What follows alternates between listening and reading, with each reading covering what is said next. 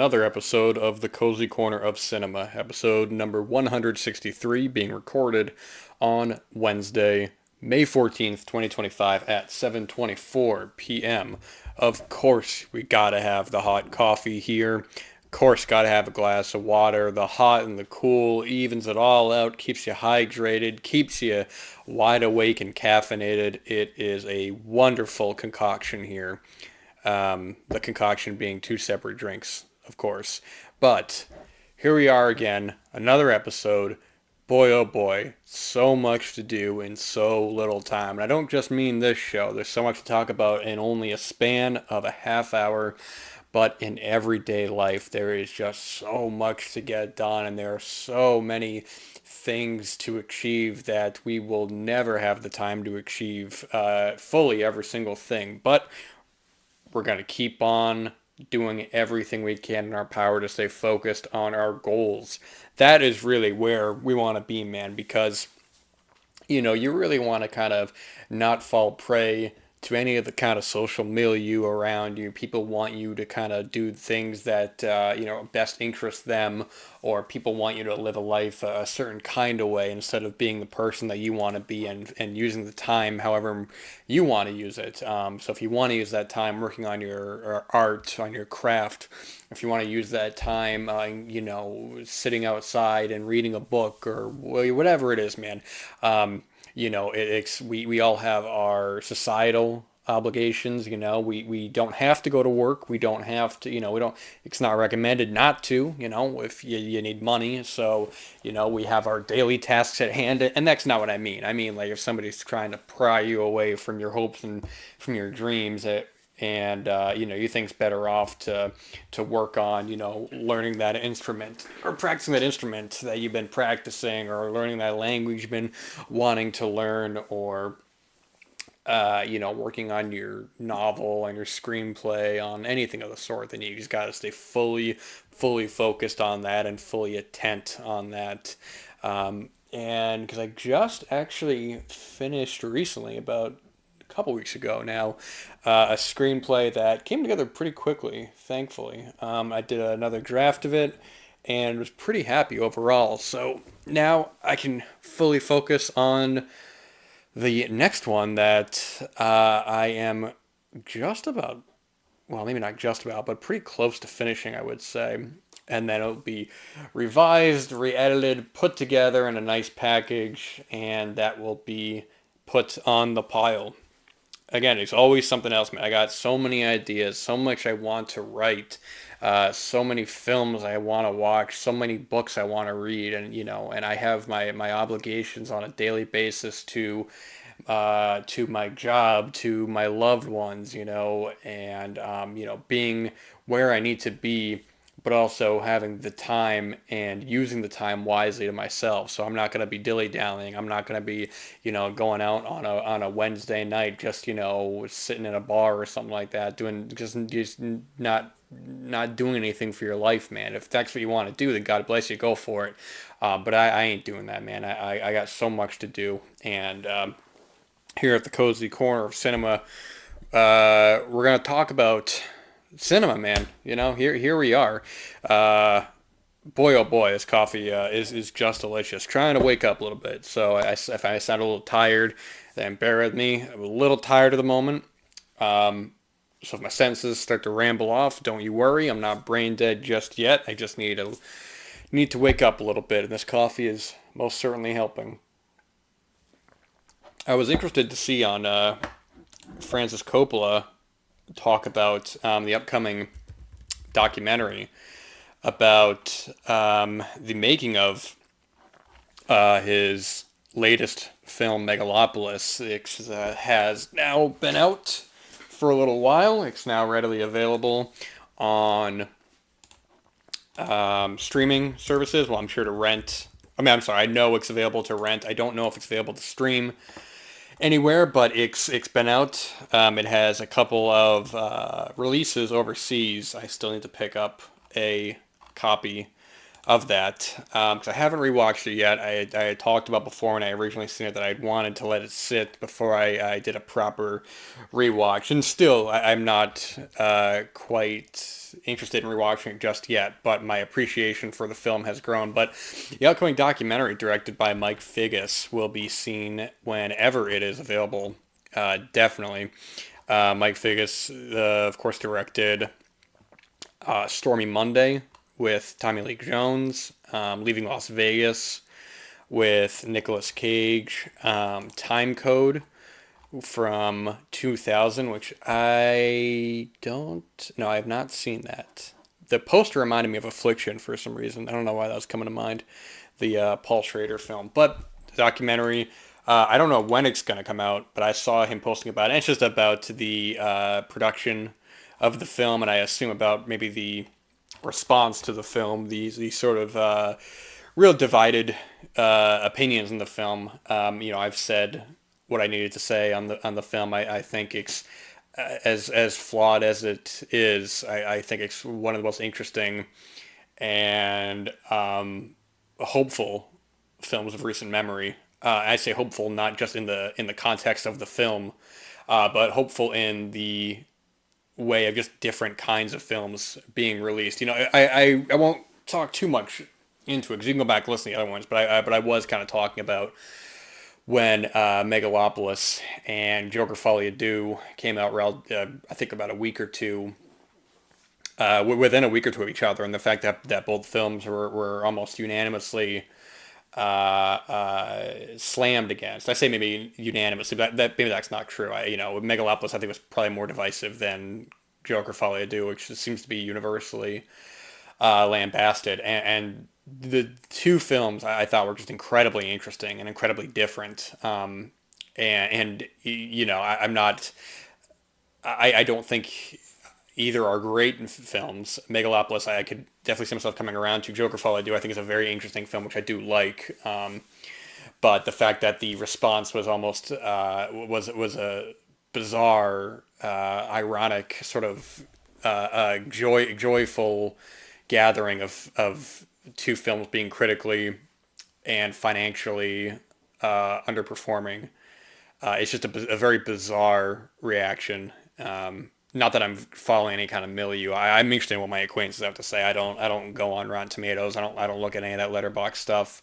I have a letterbox, but you'll never catch me reading any of those reviews on there. No chance. I'm not interested. I'm more interested in what my acquaintances have to say about these films because I actually have a context for the person who's typing the words instead of somebody just a name who typing out a snarky review. Not interested in that at all. I have no time or patience for that.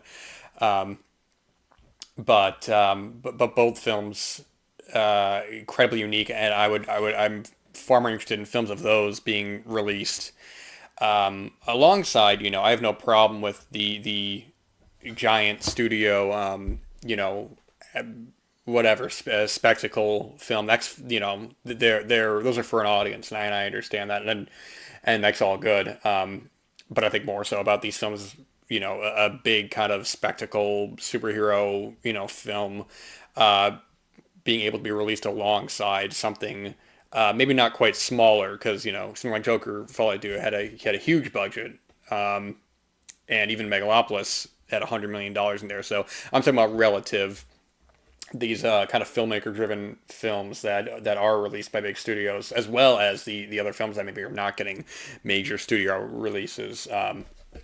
But they can exist alongside, and you have certain theaters that will show that kind of stuff, even big theaters, you know, um, especially if there's a theater that has a lot of screens on it. Oops, sorry, you're gonna hear me lose my train of thought right there. I forgot to silence my telephone, and I just received an important message I had to reply to. So my train of thought is a little off right now. But anyways, that MegaDoc documentary will definitely be watched when it's available. I think Francis Coppola is just one of the truly great filmmakers, one of the just an extremely intelligent guy when it comes to film. He's just one of these guys when he starts talking. I just you hear his enthusiasm in his voice, and I really loved hearing him kind of talk about Megalopolis in relation to something like Jacques Tati's Playtime. which he's mentioned a couple of times in interviews relating to Megalopolis. He's just a really, really smart guy. I really enjoy hearing him talk, and Megalopolis, I think, is a film that, despite its obvious flaws, which have been pointed out, the just the passion and the love and the sincerity on screen is completely transparent. I think now everything is so ironic and everything is a joke. And I think sincerity, in a lot of ways, has sort of been replaced. So when you have a film like Megalopolis, which is a very optimistic, very sincere, and I think a very touching film, um, it's something I'm far more interested in discussing and rewatching and looking into rather than another studio, big budgeted movie, which I may even like better, which is fine. I'm not knocking any, contemporary, studio movie that's, like a superhero movie or like a big kind of whatever. That's I'm not knocking that at all. I'm just saying that these films can coexist together, and but I'm more interested in the former, so to speak. But anyways, yeah. Speaking of the documentaries, I don't know when this is coming out. I've been hearing Unearthed Films talk about it for a while. A documentary about another kind of controversial film. Maybe controversial for different reasons. Directed by Stephen Biro, who runs Unearthed Films. And it's a documentary about a Serbian film, very controversial film from 2010. It's a very talked about film. It's sort of what I always kind of consider to be the end of. I've heard people call them like red movies, and I don't know if that's exactly what it is exactly, but this wave of about 10 years or so it just seemed like if you're on the internet back then, on like message boards and on YouTube and stuff, everybody trying to like what is the most extreme, disturbing, crazy movies ever made, and people would always talk about the big ones. Talk about, of course, like Cannibal Holocaust and Salo. I mean, really well-known, films. But then there was just all these films that were like coming out, what felt like close together. But in retrospect, I mean, over the course of a decade, uh, we can now kind of look back and see how spaced out they were. But you had stuff like the August Underground trilogy and Life and Death of a Porno Gang and what's that one? I think it's like Home Invasion or I don't know what. I can't remember what the name of it was. I've seen it, except that the neo Nazis who bust into the family's house and are like torturing them and stuff. It seems like there's always like what is the most extreme kind of crazy movie, and I kind of look at a Serbian film as really the end of that because in terms of, I mean, the internet's a different place now than it was then. But I think sort of that general sort of zeitgeist. I mean, I guess you have like the Human Centipede as well, which had. I'm talking about films that kind of crossed over into being part of the general non horror sphere, where people would have non horror or maybe even horror fans. I don't know, but people who weren't as like into like online like horror like YouTube channels and online forums, they would still know like, oh, Human Centipede, this crazy movie, or so it kind of crossed over. I mean, stuff like August Underground, I guess, kind of had that, but similar to Serbian film. I mean, I remember hearing people, back in school, they were talking about, oh my God, this crazy extreme movie and this and that. And these kinds of films get really talked about. People have strong opinions on them, positively or negatively. But it's it's a film that when I say it kind of is like the end of this era, I think it's almost kind of like a fitting end because at a certain point, it's sort of like how extreme can you really take it to the point where are you concerned about making a good film or not? And I think with a Serbian film, I've always been on the side that it's not only a very good film, I would say it's a great film. It's a very extreme film, of course, and people have very strong opinions, positively or negatively, about it, and about a lot of these other films, but I remember the last time that I watched it, it was such a it made me really appreciate the filmmaking more, because when you're taking the scenes out of context, they're of course crazy and they're insane. But then when you're watching it, it's almost like this adrenaline that's like pumping through you watching it, where it's just going and going and going, and it doesn't let up until the credits, and you're just like, wow, that is a ride of a film. And let me get a sip of this coffee here. In a way where the extremity, it's definitely an extreme film, and you can argue, is it extreme for extreme's sake, is it not? I mean, that's ultimately your call. But I think what kind of separated this film for me from a lot of the other kind of quote unquote extreme films that were coming out around that time is that, for one, I think this is a really well made film. It doesn't feel cheap, it doesn't feel thrown together, and I don't think I never get the sense it's reveling in any of the violence, where, because we're seeing the whole film through this. I should also, in case you don't know what it is, I'll do a brief kind of thing. Yeah, we have this character, Milo. Is it Milos? Milos? I don't. It's been a little while. Milos.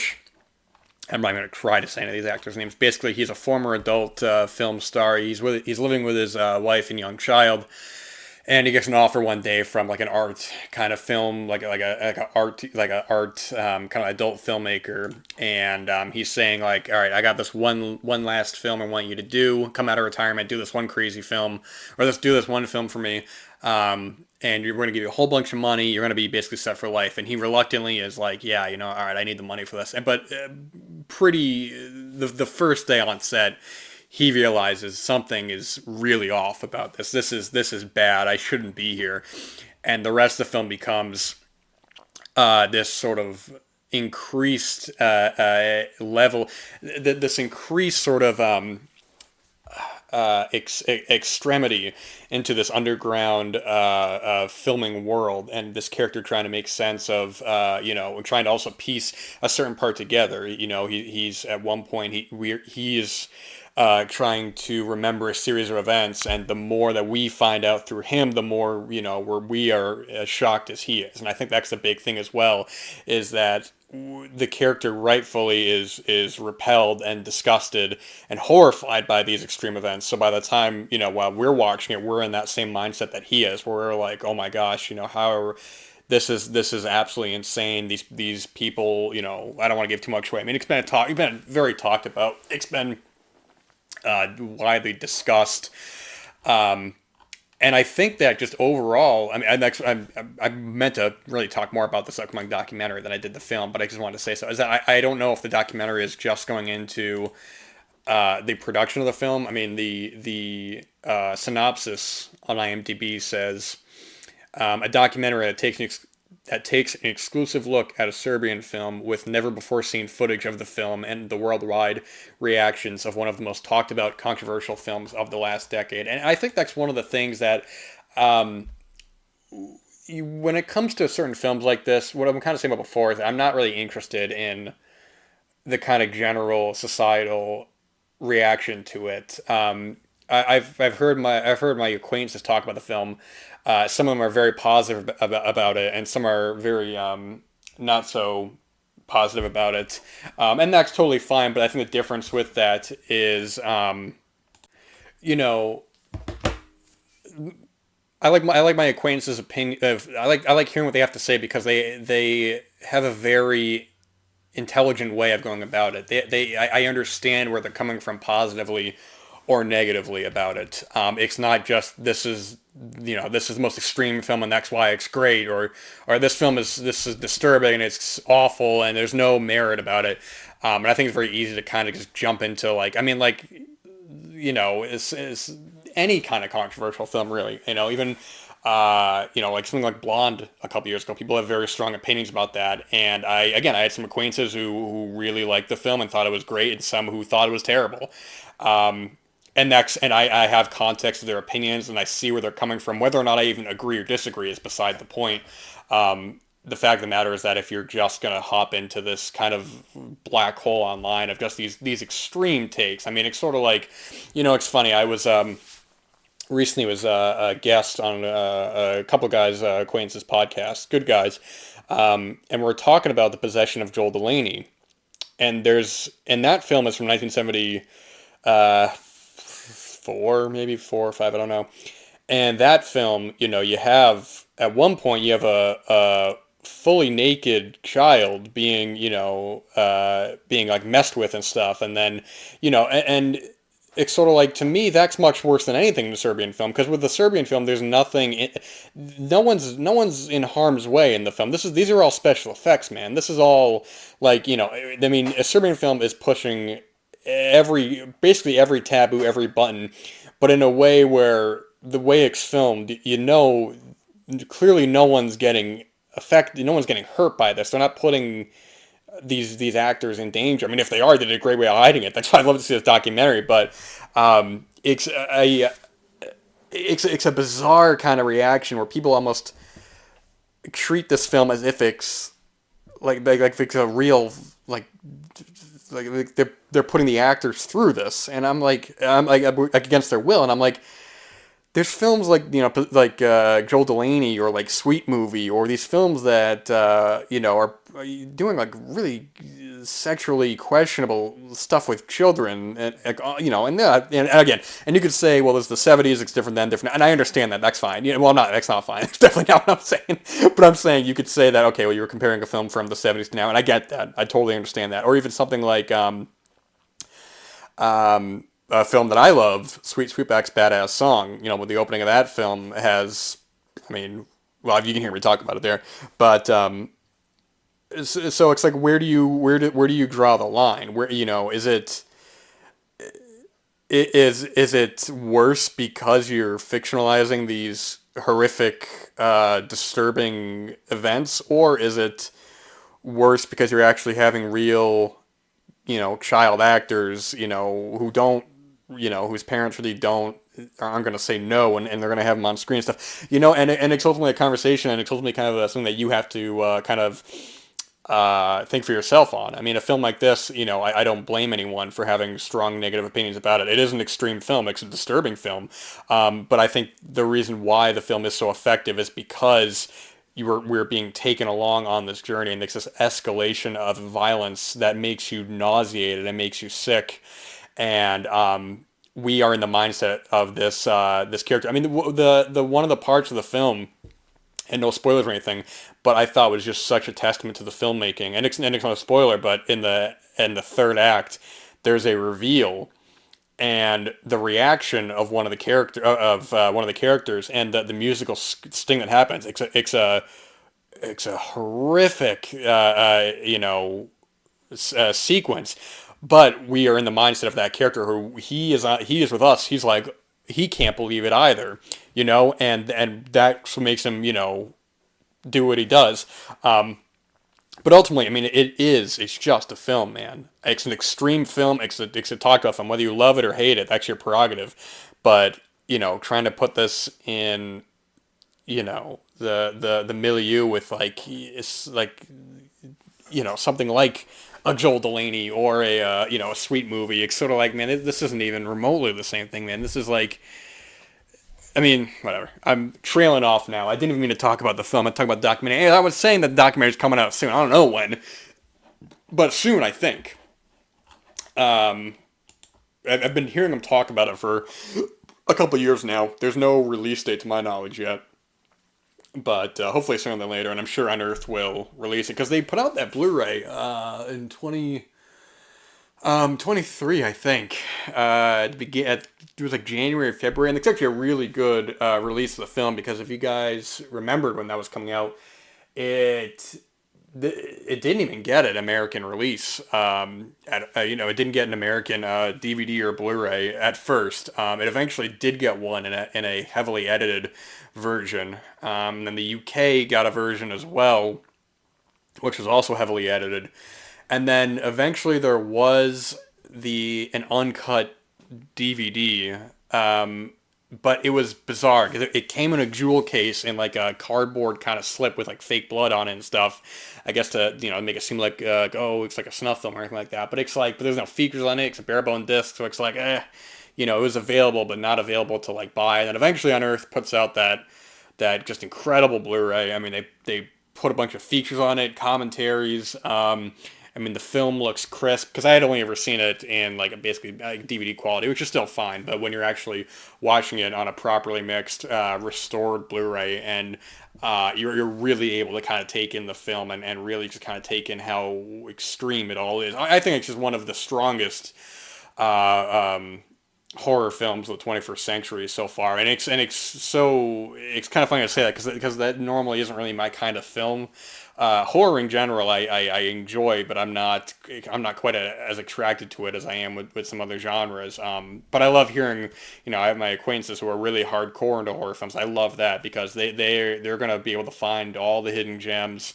They're going to be able to recommend some good stuff. So you want people like that who are really going to enhance your life. So even though I'm not, searching through bins and bins of these obscure films, I hear them talk about it. I'm like, ooh, now it's on my radar.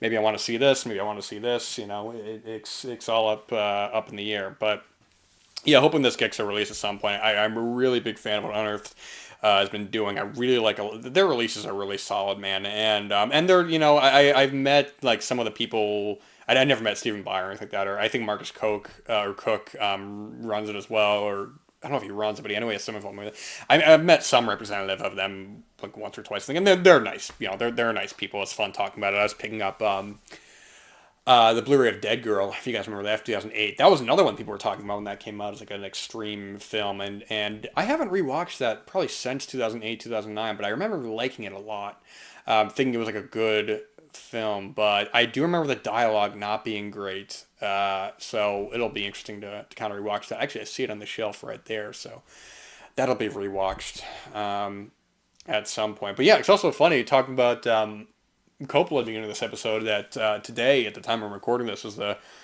kickoff of the Cannes Film Festival, and I'm not, admittedly, I'm not that knowledgeable every year about what films are in the running. I see people kind of talk about new films from certain directors, and I'm just out of the loop on that. But I just saw it posted today, and I was like, oh, okay, that's great. Because Coppola won the Palme d'Or twice for The Conversation in 1974, and then he won it again in 1979 with Apocalypse Now, which also won that year. That's one of the few times that there have been two Palme d'Ors the same year. In 1979 we had Apocalypse Now, and then we had The Tin Drum from Volker Schlondorf, which is a German film. And I say one of the few times, but there's been more times. There's been like All That Jazz and Kagamusha in 1980, The Eel and Taste of Cherry in 1997. And it's interesting, actually, kind of the only couple of films have ever won the Palme d'Or and then won Best Picture. I think, from my memory, it's The Long Weekend with Ray Milland, Marty with Ernest Borgnine, and then, surprisingly enough, two recent films. So Parasite from 2019, and then just this past year, Anora from 2024. So it's interesting kind of that gap of time. I mean, from 1955 with Marty to 2019 to Parasite. But I know a bunch of it nominated. Like, Triangle of Sadness a couple years ago was nominated for Best Picture. That won the Palme d'Or. Anatomy of a Fall was nominated. I do know, actually, speaking of Palme d'Or, is that the new film, and I don't remember her name. I'm going to try to look it up now. From the director of Titane. It's like Celine. No, it's Julia Ducarneau, I think is how you say her name. I'm pretty sure she actually has a new film that might be playing at Cannes. I don't know. But big fan of Titane. That was one that I remember the first time that I saw it, I just really didn't connect with it. I'm like, man, this just does not work for me. And then later on, I think when I was doing the 2018 or whenever it came out, I don't even remember when it came out. It was 2021 top 10 for this show. I rewatched that and I was just kind of like, whoa, that really worked a lot more in the second viewing. I really liked that film. I think it's actually a great film, more I think about it, but not for everybody, to say the least. But that'll be it. I'm sorry, guys, if I sound a little tired. I absolutely am. But glad I was able to get this episode out. So thank you, thank you, thank you for listening. Keep staying focused on your dreams. We're going to make them come true. They're going to be great, but only you can make them happen. So I'm going to drink the rest of this coffee, and I will see you guys next time.